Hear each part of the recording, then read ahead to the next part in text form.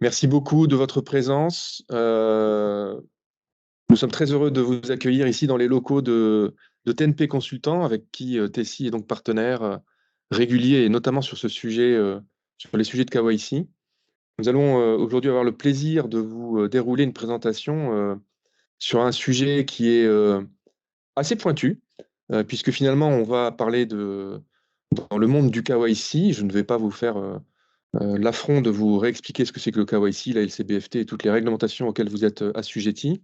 Nous allons focuser sur un sujet qui est comment gérer les clients non conformes, c'est-à-dire les gens qui ne répondent pas à vos sollicitations de remédiation KYC ou qui répondent mal. Et puis comment ça se passe dans la vraie vie, chez vous et chez vos collègues, chez vos concurrents du monde des services financiers, pour gérer donc ces clients non conformes et à aller jusqu'à, quand il le faut, la fin de la relation commerciale et donc le processus d'offboarding.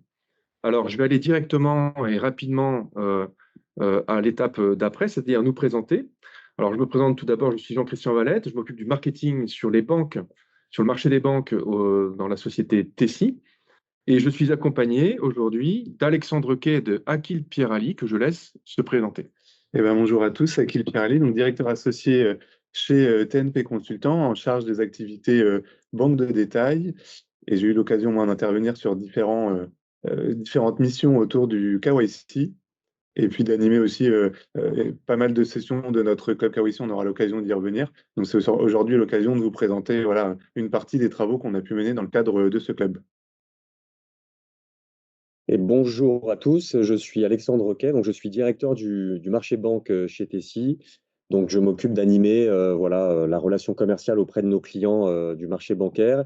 Et les sujets réglementaires sont un gros driver de notre activité. Donc on vous présentera de manière assez concrète comment aujourd'hui nous accompagnons des établissements bancaires sur des sujets réglementaires. Merci beaucoup. Donc voilà, vous savez, vous connaissez le sujet, vous savez à qui vous avez affaire. Je vous propose de jeter un œil à ce qu'on va aborder. Donc le sommaire, on va commencer par les points clés de l'enquête TNP Consultant et Tessie, à laquelle Tessie avait collaboré, qui va vous dresser le panorama des pratiques et des bonnes pratiques dans le monde des services financiers concernant la gestion des clients non conformes en KYC. On mettra ensuite un focus sur comment mettre en œuvre une gestion externalisée efficace pour traiter ces cas de non-conformité, avec en point 3 des exemples concrets de prestations que nous gérons au quotidien pour des clients bancaires. Le point 4, c'est une petite surprise, je la garde au chaud, vous verrez, le facteur déterminant qui nous semble vraiment déterminant, nous, Tessie et TNP Consultants, étant spécialisés sur ces domaines.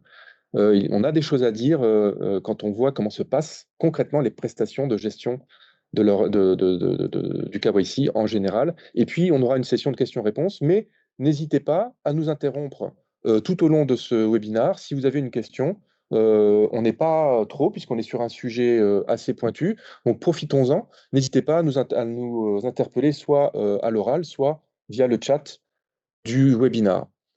Voilà, donc on y va. Donc on commence par les points clés de l'enquête TNP Consultant sur ce sujet. Akil. Effectivement, merci Jean-Christian.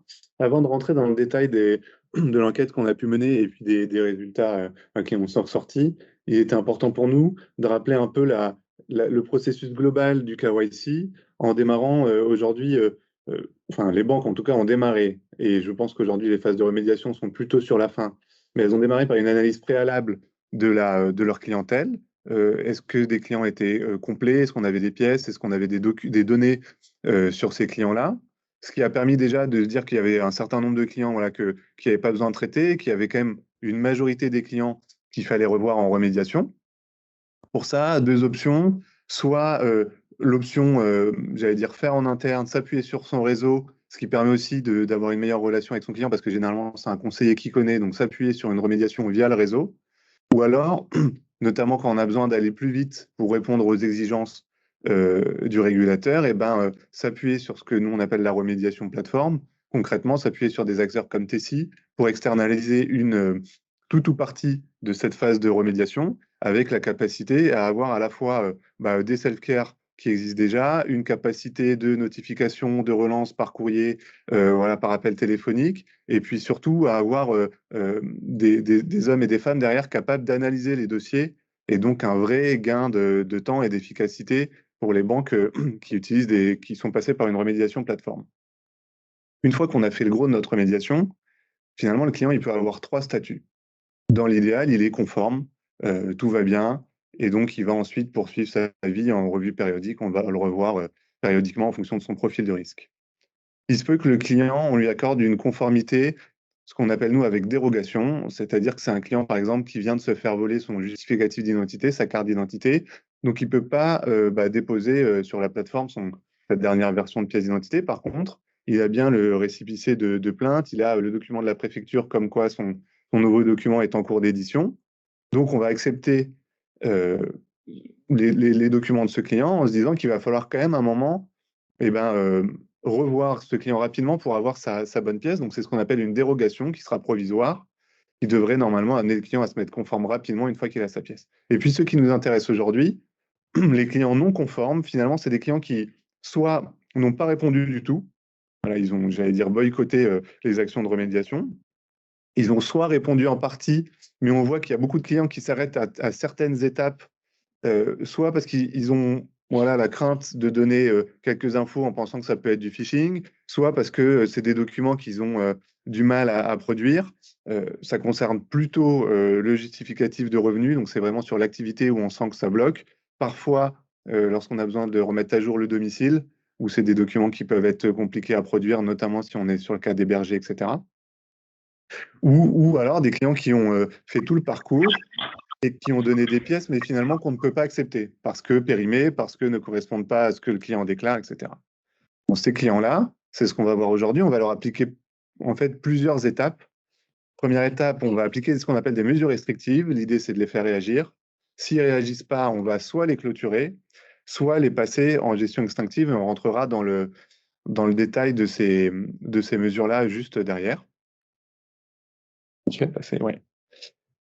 Et c'est pour ça que dans le cadre du club KYC, qui est animé par TNP Consultant, on a voulu avec Tessie mener une étude finalement sur la façon dont les banques gèrent la gestion des clients non conformes. Donc on s'est appuyé sur des banques pour lesquelles TNP et Tessie travaillent. Vous voyez ici quelques exemples de logos. Bien sûr, tout est anonymisé. Voilà, parce que l'objectif, c'est pas de dévoiler les secrets de chacun, mais en tout cas, c'est de partager parce que c'est réellement un sujet de place. Et on voit que les clients ont aujourd'hui maintenant des réflexes sur la collecte du KYC ou sur cette gestion des clients non conformes. Ils ont l'habitude de voir arriver de certaines choses dans les banques, donc c'est important de partager. D'ailleurs, je pense qu'on fera une prochaine saison, et donc si aujourd'hui vous êtes intéressé pour participer et avoir des résultats plus détaillés, eh ben, ce sera intéressant qu'on se mette en relation. Donc nous, on a fait des entretiens d'1 heure avec les responsables conformité, les responsables des programmes KYC, parfois également des responsables opérationnels, parce que quand on est sur des mesures ou sur des processus de clôture, eh ben, on a besoin de comprendre ce qui se passe vraiment. Et donc, on s'est intéressé finalement à la limitation de la relation, toutes les mesures restrictives. On verra, il y a du blocage de la banque en ligne, des opérations, des souscriptions, etc. Et puis, un gros zoom également cette année, parce que c'est finalement déjà notre deuxième saison, sur la rupture de la relation, parce que la rupture de la relation est plutôt une nouveauté de l'étude de cette année. Si on démarre effectivement sur les mesures restrictives, n'hésitez pas, si vous avez des questions sur le Teams. Questions pour l'instant, par écrit en tout cas.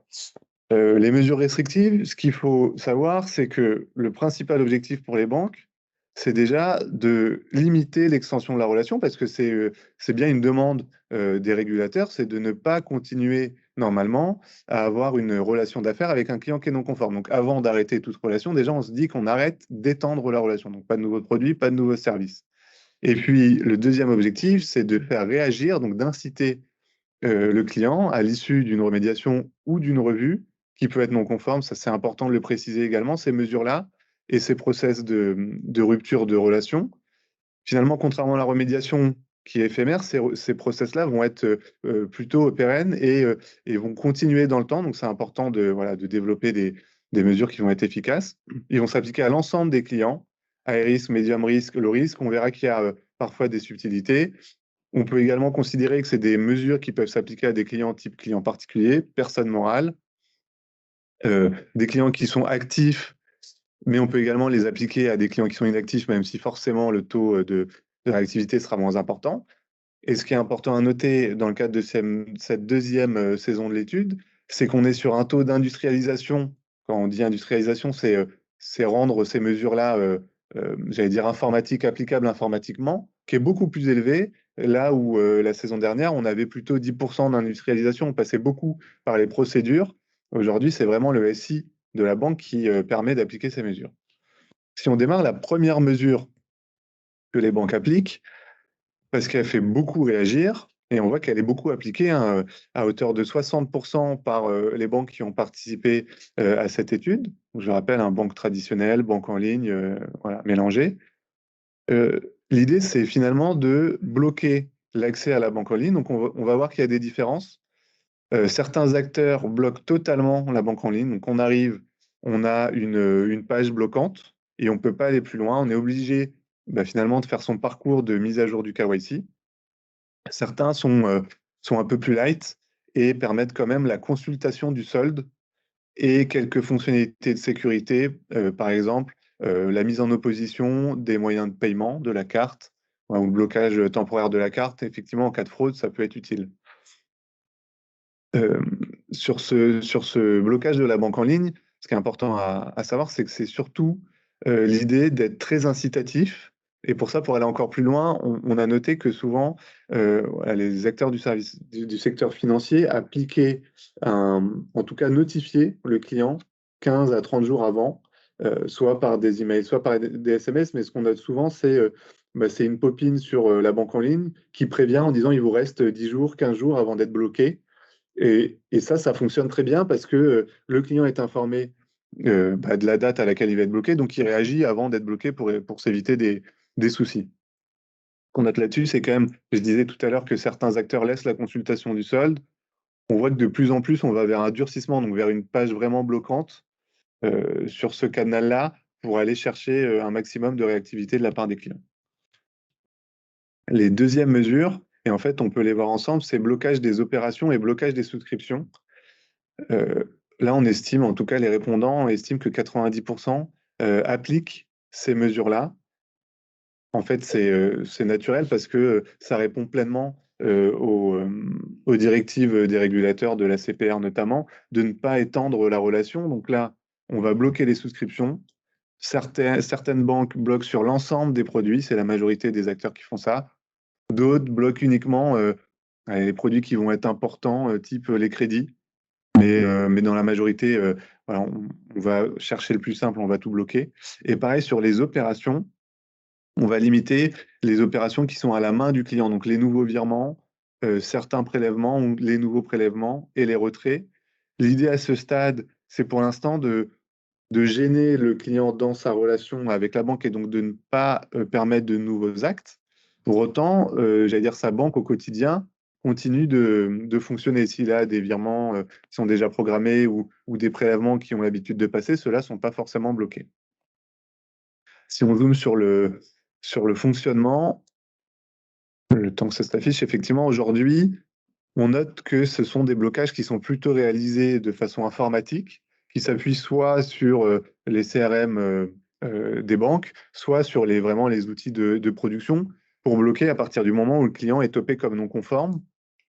Là où on était l'an dernier, vraiment plutôt par procédure, de toute façon, pour respecter les exigences des régulateurs, il faut aller vers de l'industrialisation.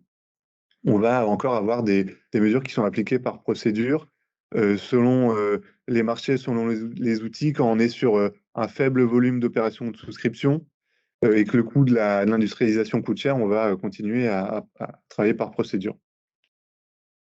Effectivement, l'idée, c'est aussi de soulager le réseau, qu'il n'ait pas à réfléchir, donc que l'outil le fasse pour lui et que ce soit bloquant.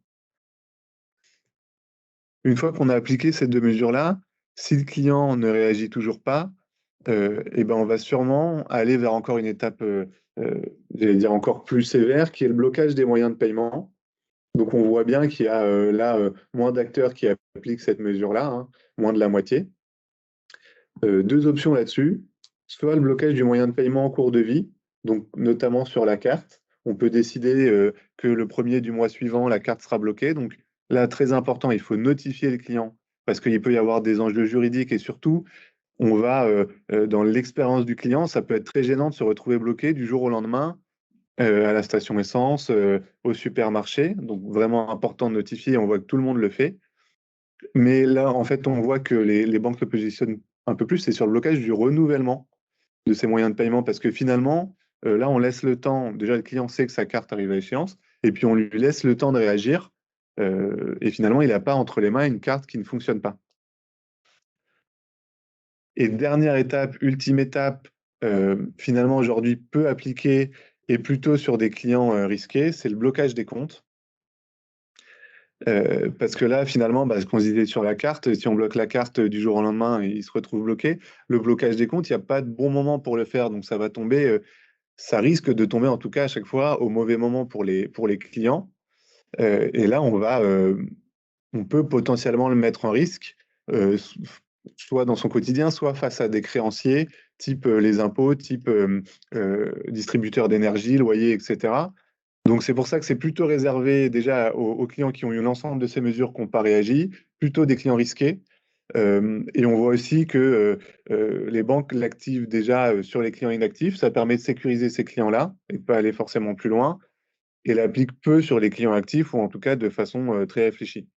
Là-dessus, ce qu'il faut savoir aussi, c'est qu'il y a des banques qui ont été sanctionnées pour préjudice client, pas liées au KYC, mais c'est des sujets qui sont assez suivis par les associations de consommateurs. Donc il faut être vigilant sur ce blocage compte. Euh, pour autant, toutes ces mesures-là, après, propres à chacun de trouver le bon mix, mais elles sont plutôt efficaces. Parce qu'en fonction de l'ordonnancement, on va aller sur des taux d'efficacité et normalement c'est la dernière ligne qui s'affiche, de l'ordre de 40 à 70%. Voilà, après, propre à chaque banque, chaque acteur, d'appliquer l'un ou l'autre en fonction des profils de risque, en fonction du type d'activité qu'ont les clients. Mais on arrive déjà à récupérer, on va se dire, au moins la moitié des clients non conformes à cette étape-là. Une fois qu'on a appliqué tout ça, finalement, soit le client réagit, soit on accepte d'avoir dans notre portefeuille un taux de clients non conforme, soit on passe sur l'étape de rupture de la relation d'affaires, ultime étape. Et donc ça, on a essayé d'illustrer très schématiquement aujourd'hui ce processus-là. Donc à un moment, on va prendre la décision de rompre la relation. Là, pareil, ce qu'on voit, c'est que les banques démarrent plutôt par des clients high risk, idéalement plutôt par des clients inactifs, peu actifs, avec peu d'avoir. Ça permet de se tester, ça permet aussi de prendre un peu moins de risques, mais que dans leur plan, en tout cas, elles visent bien à clôturer à un moment l'ensemble des clients très risqués, moyennement risqués, qui sont non conformes. Et donc, au moment de prendre cette décision, on va analyser un peu le fonctionnement du compte et puis les détentions de produits du client. Si on n'a que des comptes courants, des cartes, etc., des produits clôturables, on va s'orienter vers la ligne du haut, vers la clôture. Si on a plutôt des produits complexes, crédit IMO, assurance vie, compte titre, etc., on va aller vers de la gestion extinctive. Donc, rapidement, la gestion extinctive, comme ça, on ne revient plus dessus.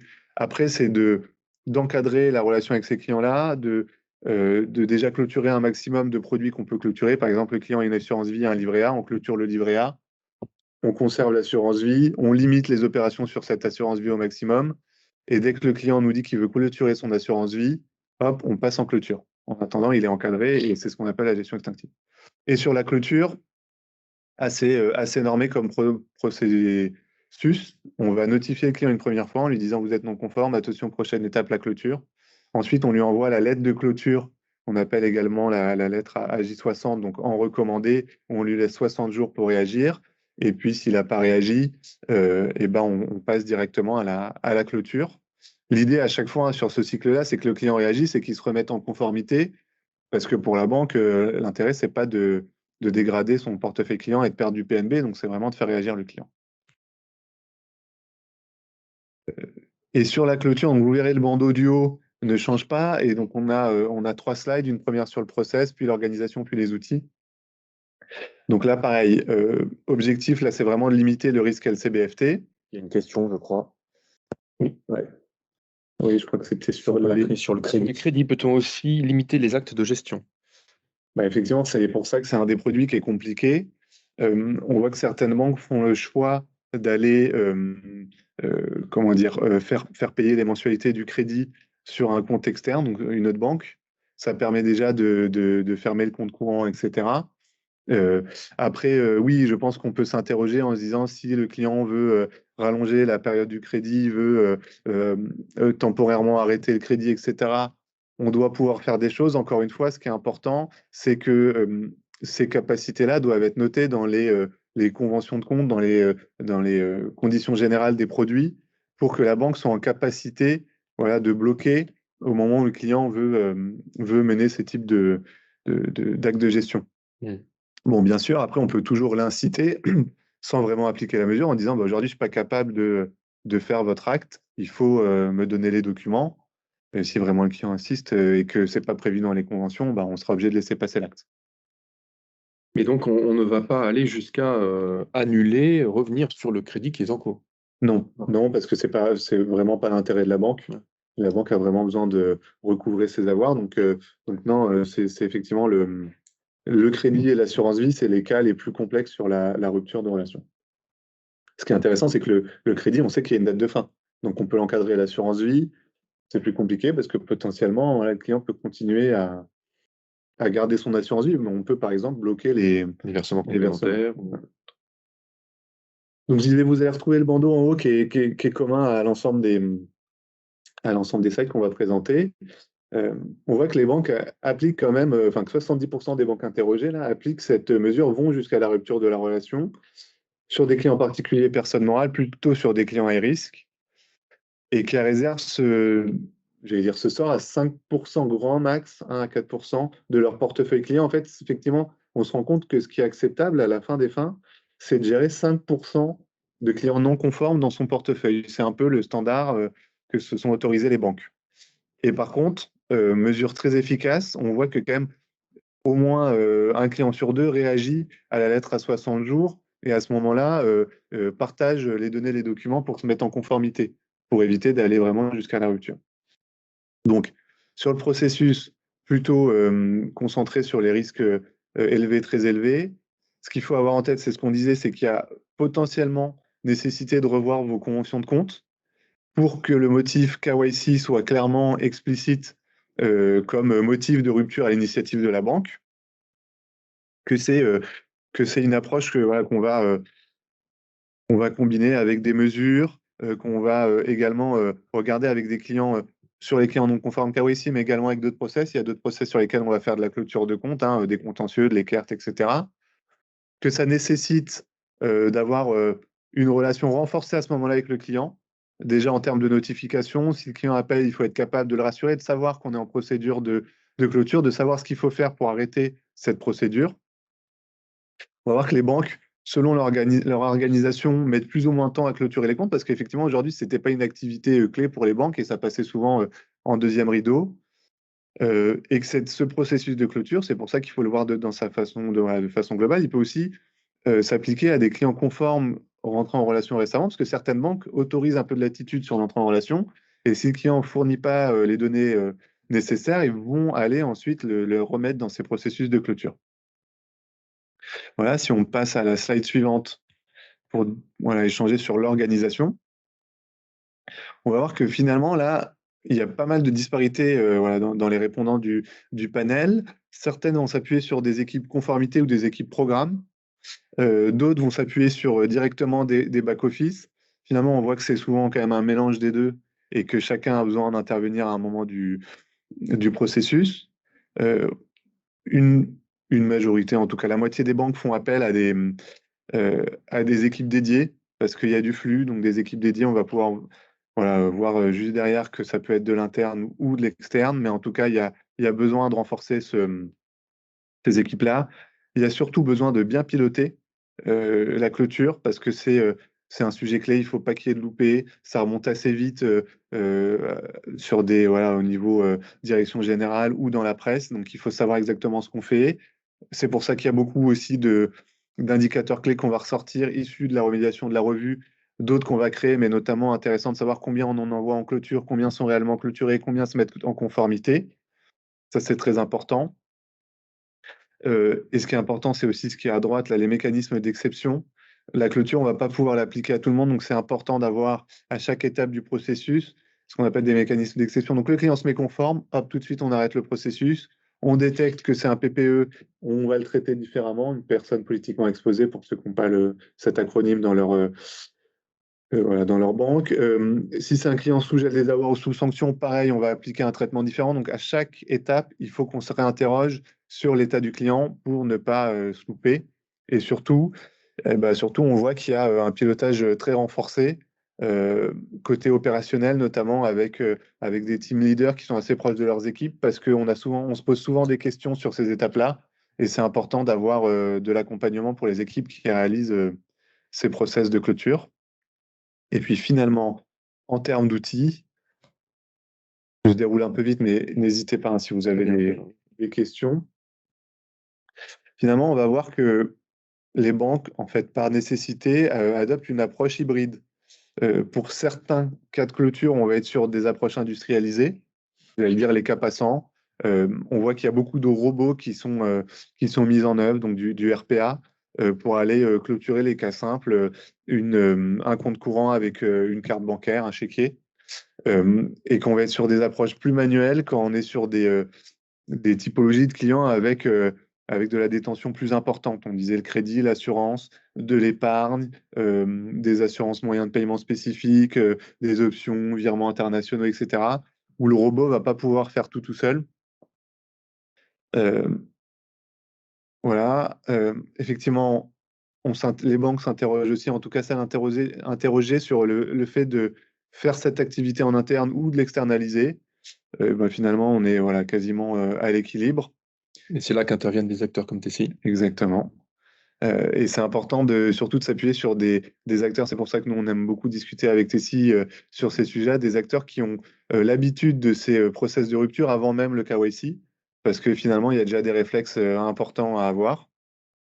Et puis, ce que nous partage également et ce que nous, on constate, c'est qu'il va y avoir une charge croissante sur l'activité de ces ruptures-là. Donc, croissante parce qu'on sort de la phase de remédiation, donc un pic. Pour autant, c'est une activité qui va rester continue dans le temps parce qu'on va avoir des clients qui sont non conformes issus des revues périodiques sur lesquelles on va aller sur la revue. Et puis, je le disais, il y a les clôtures suite processus KYC, mais il y a également des clients équerres, des clients contentieux, voilà, d'autres clients qu'on a envie de clôturer. Et donc, il faut bien voir ça dans son aspect global. Et donc, c'est important de se poser des questions sur le processus de rupture, voilà, dans sa globalité, KYC ou autre processus. Voilà pour les résultats de l'étude. Merci beaucoup, Akil. C'est très clair et très riche, je trouve, cette étude. Et effectivement, donc tu disais, vous allez certainement la reconduire cette année. Et donc, ouais, effectivement, que c'est toujours un sujet d'intérêt pour nos clients ou pour les banques. Donc, on relancera une étude cette année. Très bien, je vous propose de passer au point 2, qui est comment mettre en œuvre une gestion externalisée efficace. Donc, on rentre voilà, dans le... tu nous disais qu'à peu près la moitié des acteurs des services financiers externalisent ces opérations. Et on va voir comment, justement, comment faire pour que ce soit efficace. Alors, merci Akil du coup pour cette première partie. Donc, très rapidement, aujourd'hui, avant qu'on rentre dans le détail des processus réglementaires que Tessie est en capacité de couvrir, notamment dans le cadre d'une session de relation, on voudrait juste rappeler qu'aujourd'hui, Tessie couvre un spectre, on va dire fonctionnel, en tout cas d'actes de gestion assez vaste dans le monde dans le secteur bancaire d'une manière générale, puisque on accompagne aujourd'hui des clients sur des processus externalisés qui vont de l'entrée en relation jusqu'à la clôture de compte, bien entendu en passant sur toutes les étapes de la vie des contrats ou de la vie des produits financiers. Et ça couvre aussi bien le compte courant, les produits d'épargne, les activités liées au financement, le crédit ou le financement spécialisé, et tout ce qui est lié aux moyens de paiement ou à l'assurance.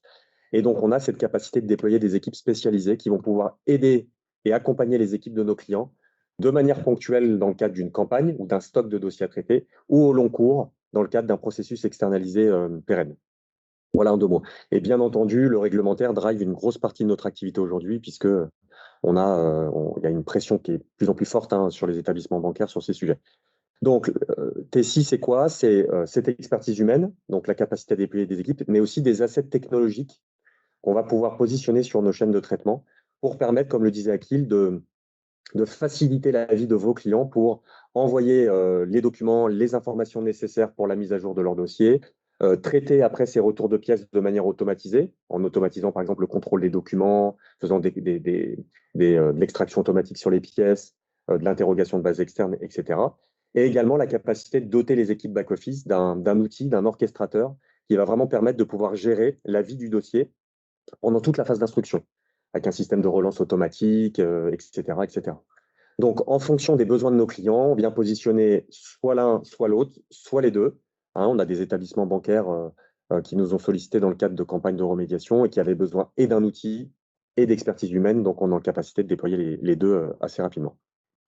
Alors, si vraiment on zoome maintenant sur le volet réglementaire chez Tessie, il se divise en deux grandes parties. Il y a tout ce qui est attrait à la conformité, où on va retrouver bien entendu le KYC et la lutte contre le blanchiment et le financement du terrorisme, avec notre capacité d'intervention sur la partie réglementaire dans le cadre d'un processus d'entrée en relation, c'est-à-dire les contrôles KYC au moment de l'onboarding, sur de la personne physique ou de la personne morale.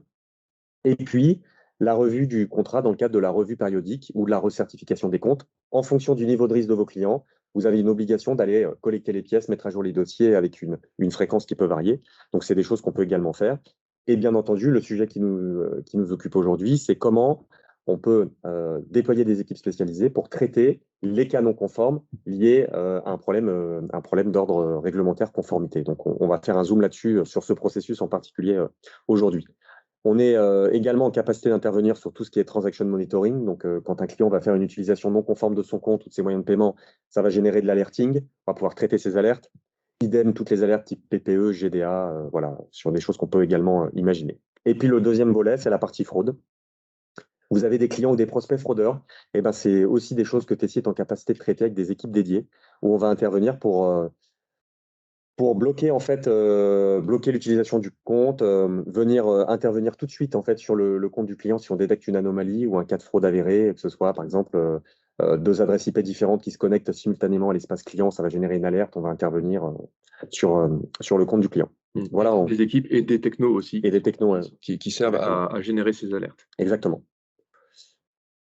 Alors, du coup, si on fait maintenant un petit focus sur notre capacité d'accompagnement, aujourd'hui, Tessie, juste pour vous donner un ordre de grandeur, c'est à peu près 1600 collaborateurs qui vont être dédiés aux activités bancaires et plus particulièrement aux activités réglementaires. Donc, ils sont répartis sur un ensemble de sites de production, essentiellement en France, parce qu'aujourd'hui, les activités réglementaires pour nos clients sont dans très grande majorité opérées en France, pour une raison simple, hein, c'est que les banques externalisent désormais ces activités, mais elles n'ont pas encore la volonté de les nearshoriser ou de les offshoriser. Donc, c'est encore très, très français.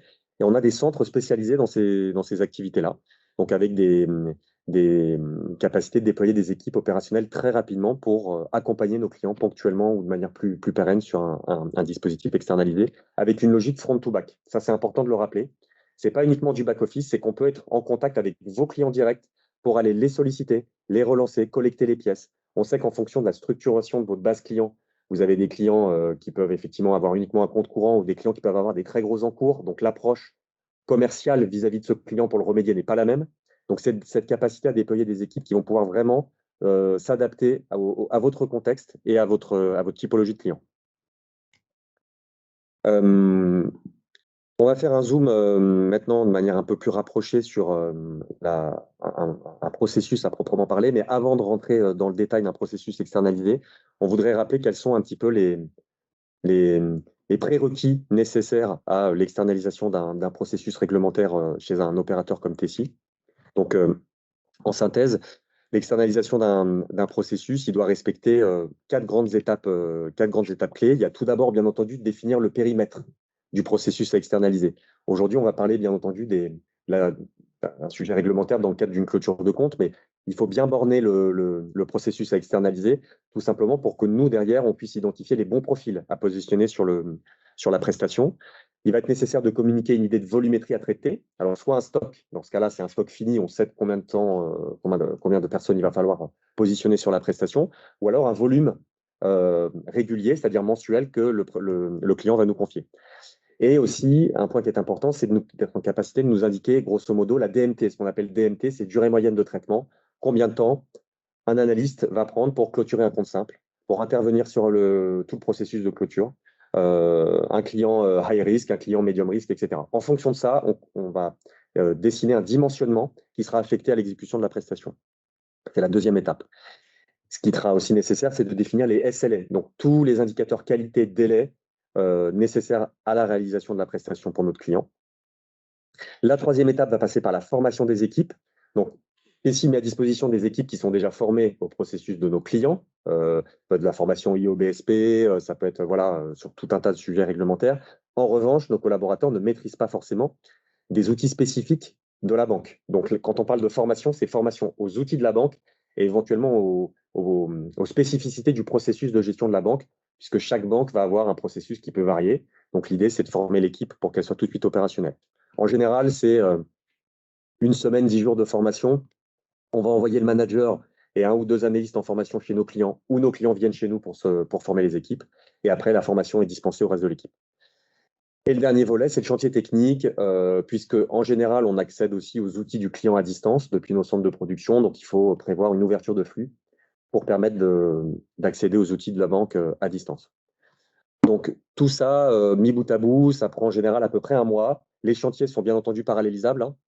C'est pas séquencé, c'est bien entendu, on peut mener tout de front. Et voilà, entre le moment où on a l'accord d'un client et le moment où on démarre, il se passe 4 semaines environ. Alors, on va passer à des exemples maintenant. Maintenant qu'on a vu de quoi on parle et les étapes préalables pour bien externaliser, on va voir des exemples de prestations. D'abord sur des clôtures de compte à l'initiative de la banque, donc qui est le sujet qui nous intéresse vraiment aujourd'hui.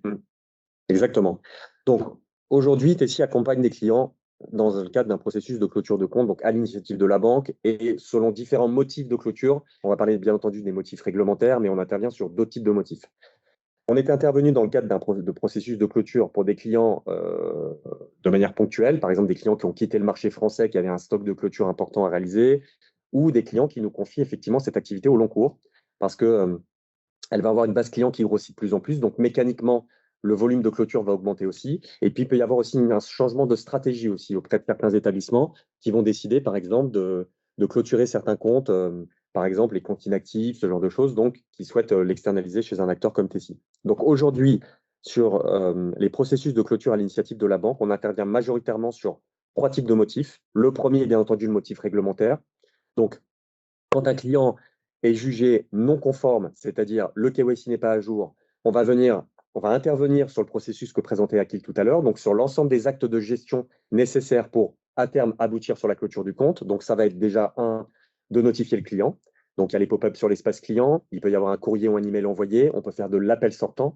Donc, toutes ces tâches de back-office qui ne sont pas forcément automatisables sur des clients, entre guillemets, complexes, vont être traitées par des opérateurs qui sont des opérateurs Tessie. On est systématiquement en contact sur ce type de dispositif avec la conformité de nos clients, bien entendu, puisque en termes de risque, ça peut être considéré comme quelque chose de risqué, en l'occurrence. Donc, on est systématiquement en contact avec les équipes de conformité et on va intervenir sur l'ensemble des mesures conservatoires qu'il va être nécessaire de prendre sur le compte. Donc, ça va être bloquer les moyens de paiement, bloquer l'utilisation du compte. Ça va être effectivement paramétrer, par exemple, un pop-up sur l'espace client pour l'indiquer qu'à issue d'un préavis de X jours, il ne pourra plus accéder à son compte, etc. etc. Et on va prendre en charge, du coup, l'intégralité de ces actes de gestion sur les outils de la banque. Après, bien entendu, une fois que toutes les actions ont été menées, que le client n'a pas mis à jour effectivement ces informations, n'a pas communiqué les pièces, on intervient sur la clôture. Donc, on va engager le processus de clôture avec des niveaux de complexité qui peuvent varier. Bien entendu, un client qui dispose uniquement d'un compte courant, un compte simple avec une carte, c'est beaucoup plus simple à clôturer qu'un client qui dispose d'un crédit IMO, d'une assurance vie, d'un PEA, etc. Donc, en fonction de la typologie de produits financiers dont dispose le client, on va avoir plus ou moins de complexité dans la prise en charge du process de clôture. Et donc, ça va faire appel à différents types de profils chez nous. On ne va pas positionner le même type de profil sur de la clôture simple ou sur de la clôture effectivement complexe. Quand on parle de personnes morales, par exemple, ça nécessite des analyses qui peuvent être plus poussées dans le processus de remédiation avec de la reconstitution d'arbres capitalistiques, etc., etc. Donc, ça fait appel à des profils différents chez nous qu'on vous présentera après. On intervient bien entendu aussi sur des clôtures dans le cadre de processus lab. Donc, un client, par exemple, qui n'aurait pas mis à jour ses informations parce qu'il a été topé sur une base PPE ou GDA, Typiquement, on va aussi intervenir dans le cadre de ce processus et bien entendu auprès des clients fraudeurs également. Ce n'est pas tout à fait la même mécanique de traitement, mais ce sont des choses qu'on peut faire également. À titre d'information, on intervient aussi aujourd'hui sur des clôtures de compte pour des clients qui sont en processus de recouvrement. Donc, ça va être par exemple à l'issue de plusieurs incidents liés à des prélèvements sur des produits de type crédit qui n'auraient pas été honorés. Après l'engagement d'un processus de recouvrement amiable ou de recouvrement judiciaire, on peut intervenir aussi sur de la procédure de clôture. Donc, la mécanique est différente également. On est souvent sur des campagnes aussi d'appels sortants qui peuvent être assez significatives, puisque l'idée, ce n'est pas de clore le compte, hein. L'idée, c'est de garder le client. Le client peut avoir des encours, mais rencontrer une période difficile dans sa vie. Donc, l'idée, c'est de le conserver, ce client. Donc, le discours commercial vis-à-vis de ce client est différent que celui que vous pouvez être amené à tenir quand vous intervenez auprès d'un client qui est fraudeur ou qui est pour un KYC défaillant. Et le dernier volet, c'est les comptes inactifs. On en a parlé un petit peu tout à l'heure, mais voilà, il y a des banques qui engagent des procédures de clôture auprès des clients qui ne sont absolument pas actifs pour des périodes très longues. Donc, idem, on va notifier le client, il va recevoir un courrier, un pop-up sur l'espace client ou un email, ou même éventuellement un appel sortant.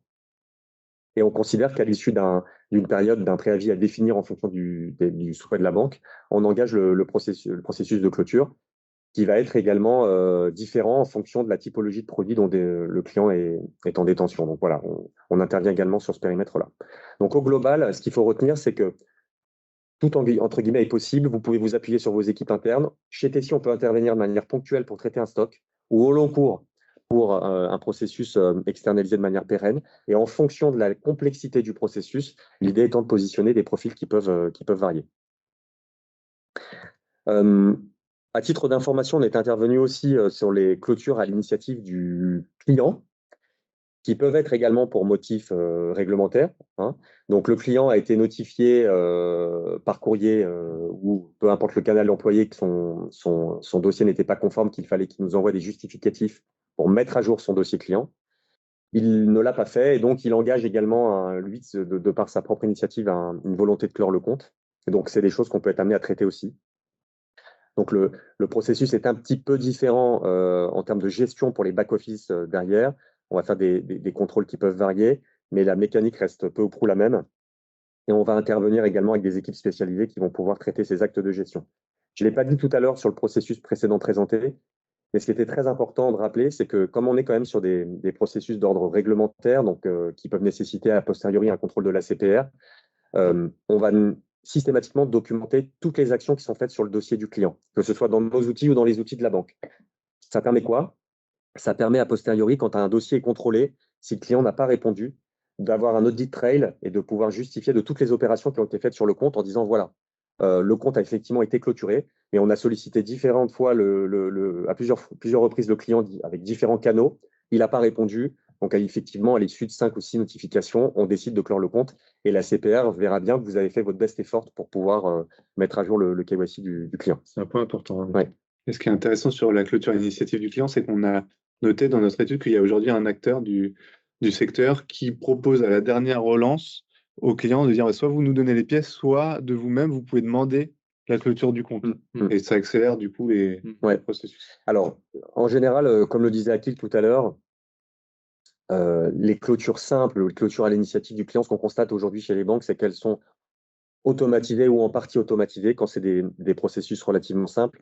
Donc, il va rester mécaniquement les cas un peu spécifiques ou les cas qui nécessitent une analyse un peu plus approfondie. Et c'est ceux-là, effectivement, sur lesquels on va être amené à intervenir, ou les clients qui sont multidétenteurs ou détenteurs de produits qui ne peuvent pas se clore de manière simple ou automatisée. Donc, vous avez juste, pour information en bas de la page, des exemples de durée moyenne de traitement sur des processus de clôture.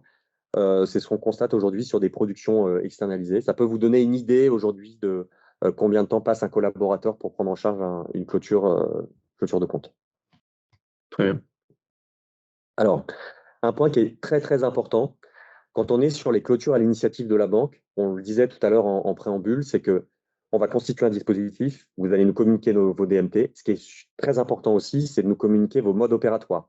Parce qu'avant tout démarrage de prestation, les équipes vont s'imprégner de vos modes opératoires pour vraiment déjà appliquer ces modes opératoires et venir identifier les spécificités qui peuvent être différentes d'une banque en ligne vis-à-vis d'une banque de réseau traditionnelle ou d'une banque qui opère exclusivement pour des acteurs type personne morale ou de la personne physique. Donc, l'idée, c'est vraiment de s'imprégner de ces modes opératoires pour être en capacité de traiter la prestation de la manière la plus précise possible. Et bien entendu, Tessie est en capacité, de par la grande diversité aujourd'hui de clients qu'on adresse, de venir challenger ces modes opératoires ou venir les compléter.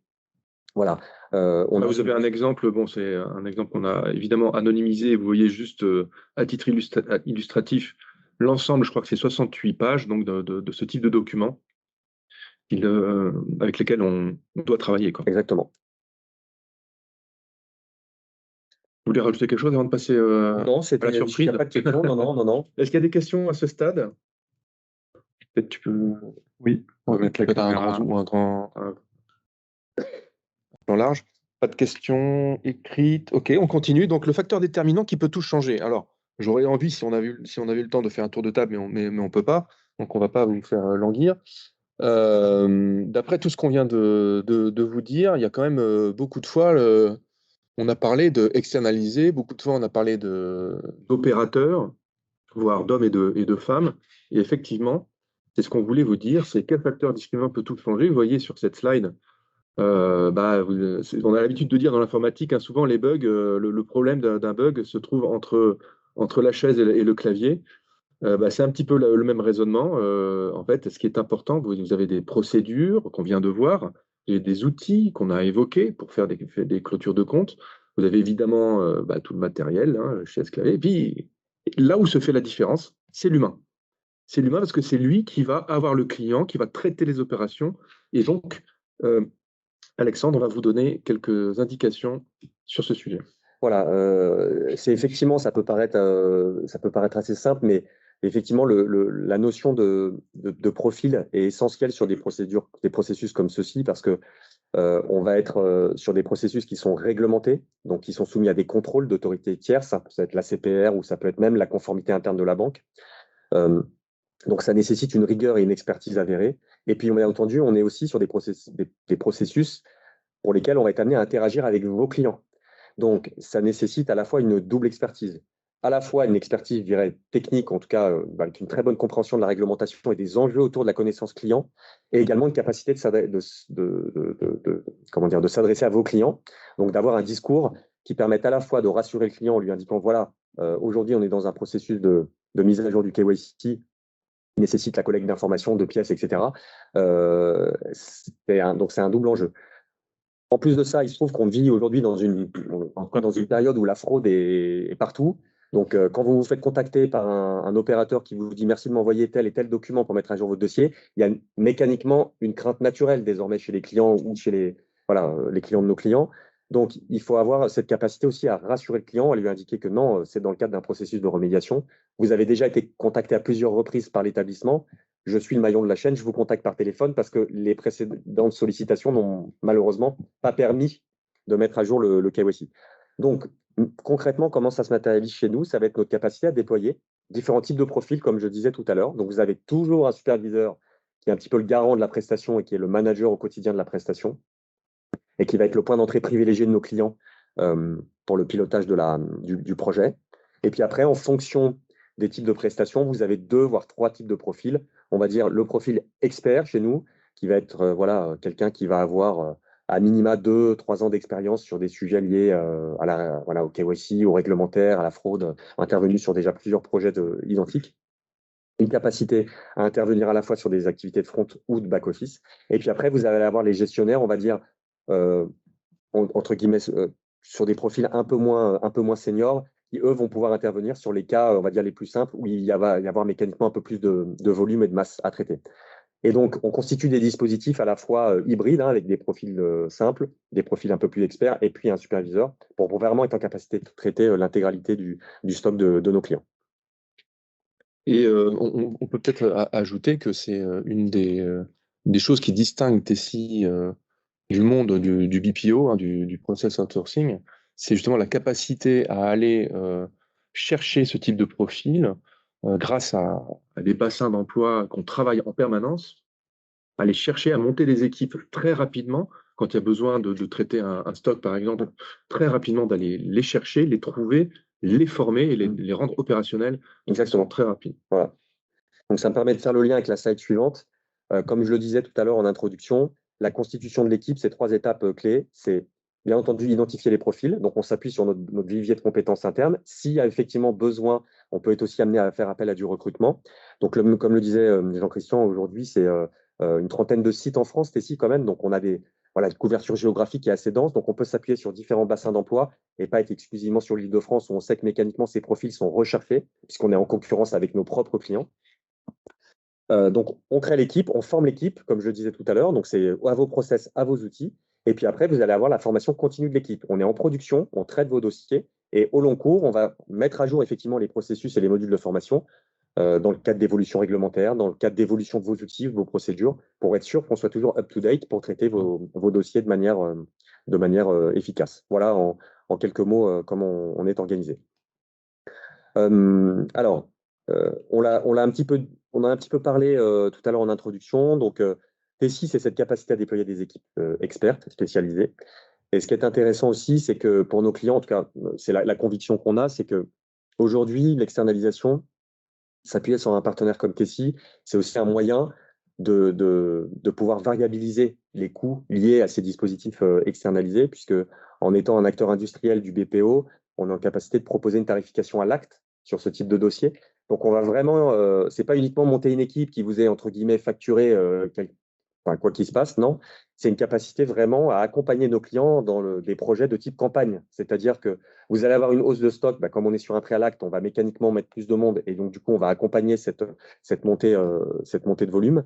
Et puis ici, effectivement, demain, vous avez une baisse d'activité. On accompagne aussi cette baisse d'activité. Notre métier, c'est de nous organiser pour mettre en face de vos volumes le bon nombre de personnes et vous n'êtes facturé que du nombre de dossiers traités.